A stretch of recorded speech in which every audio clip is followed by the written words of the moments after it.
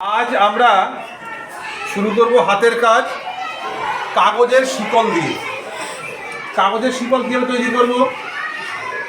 আমরা কিছু রঙিন কাগজ নেব। আমি তোমাদেরকে এই কাগজের কাজটা একদম কাছ থেকে দেখাচ্ছি। রঙিন কাগজ এমন সরু করে কেটে নিয়েছি। আমরা আরও অনেকটা কেটে নেব, অনেকগুলো কাগজ আমাদের লাগবে। এবার একটা কাগজকে আমরা নিয়ে এভাবে আমরা গোল করে নেব। তার জন্য আবার কী কী প্রয়োজন হচ্ছে?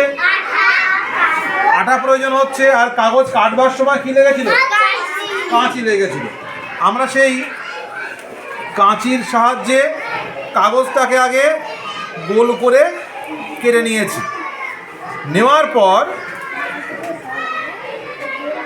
একটা আমরা লাগিয়ে দিলাম। দেখো গোল হলো, হলো তো গোল। এরপর আর একটা কাগজ এর মধ্যে দিয়ে প্রবেশ করাবো। এটাকে আমরা আগের নিয়মে যেমন করে আমরা আগেরটা রাউন্ড করেছিলাম আঠা লাগিয়ে, আমরা তেমন করে লাগিয়ে দিলাম। হলো এরকম করে একের পর এক আমরা এরকম করে করতে থাকবো। দেখো আমি আগের থেকে এটা করে রেখেছিলাম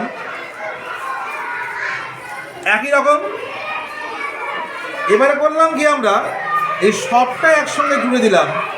দেখো জুড়ে দেওয়ার পর কেমন সুন্দর একটা বড় চেন তৈরি হয়ে যাবে। তৈরি হলো। এবার এইটা আমরা করবো কি, আগামী যে সরস্বতী পুজো আসছে, আমরা বিদ্যালয়ে নিজের হাতে তৈরি করা এমন রঙিন কাগজের শিকল বানিয়ে সারা স্কুল সাজাবো।